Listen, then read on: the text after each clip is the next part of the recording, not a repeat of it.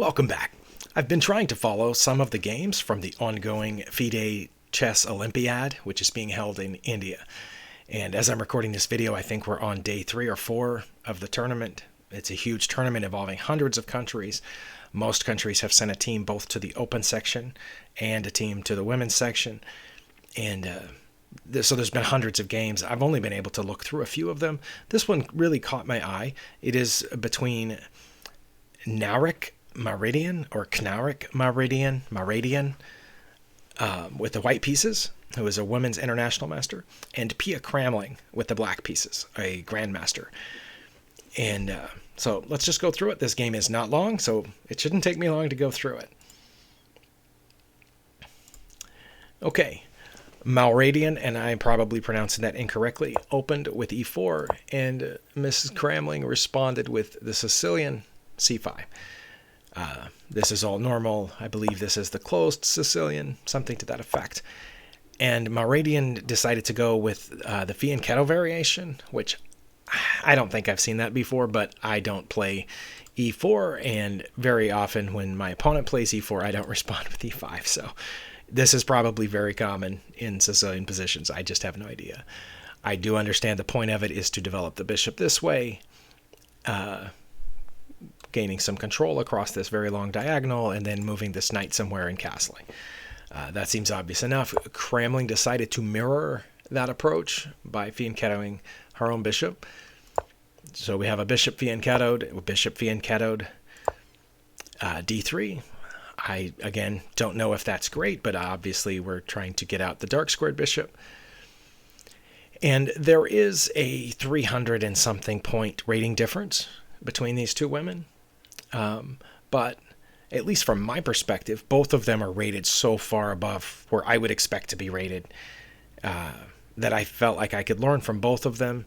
But I think up to this point, it's fairly obvious what's going on. That move seemed obvious to me. In fact, the few times that I have played the Sicilian, I played d6 naturally. It forms a little chain here while allowing the light squared bishop to slide out between them. I think this all makes sense to everybody. And here, the player with the white pieces played what Stockfish says is the best move, which is to develop the dark squared bishop. We just got the pawn out of the way, so we can do that. Looks like we're preparing a, nice little fortress here to castle the king into. And Stockfish says this is just about dead even. I think you can see the evaluation bar right there. Cramling does not respond with one of the top listed moves. It wasn't one of the top 3 suggestions, but it still maintains equality and obviously exerts control over center squares here.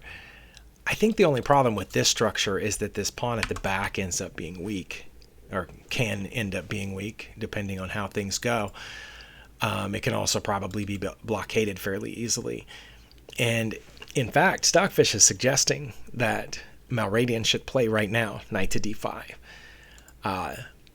Now, I guessed this before looking at Stockfish just because it looks so easy to blockade that d-pawn, and that's a really nice outpost square for the knight. Sorry, why won't the arrows disappear now? Okay, this is not functioning as the board normally functions because it's not on the normal Lichess player. This is on their special tournament page, which... Can I take a break from looking at this game and just say, man, chess websites are really far behind. Now, Lichess and Chess.com are both really good sites compared to some of the others, but going through, like, for example, the FIDE website was just bad. You would click on, say, Sweden and end up being taken to the India team or something. Links were messed up. Some game results were missing. It was really difficult to navigate your way around. They have multiple scroll bars within boxes on the same page. From a design standpoint, they were horrible. So I had a hard time finding this game and a decent-looking player that I could work my way through. But back to the game at hand, this just looks like a really great place to put that knight. And that's what Stockfish says that Mouradian's best move is. But she played knight to h3. I'm not sure exactly what the idea here is. It's possible she was thinking of infiltrating this way somehow. Yeah, I have to unclick those circles instead of just clicking off of them. Okay, or possibly bringing a bishop this way to threaten black's queen. I don't know what the point of that move was, why you wouldn't develop to a normal developing square. Regardless, the evaluation is still close to even. And Cramling doesn't play one of her top listed moves either, playing h5, but also, again, position is rated by the computer as even. But then Mouradian plays an inaccuracy, and I will admit that I might have played this move, which was queen to d2.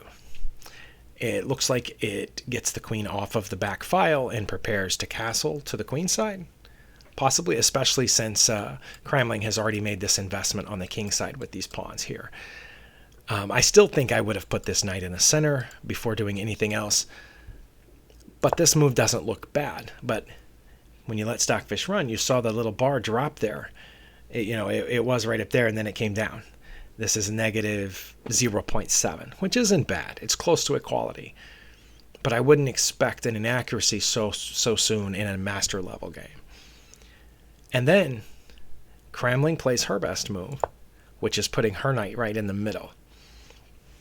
Now, again, Mouradian kept failing to play that knight into the center there, which it would have been a nice spot to have it. But now, according to Stockfish, Mouradian's best move is to undevelop this knight. Just put it back on g1. And her second best move is to put it on g5. And her third best move is to pull this queen back here. And I'll admit, the only one of those that I understand a little bit is g5. I don't know why you would want to undevelop your knight at this point.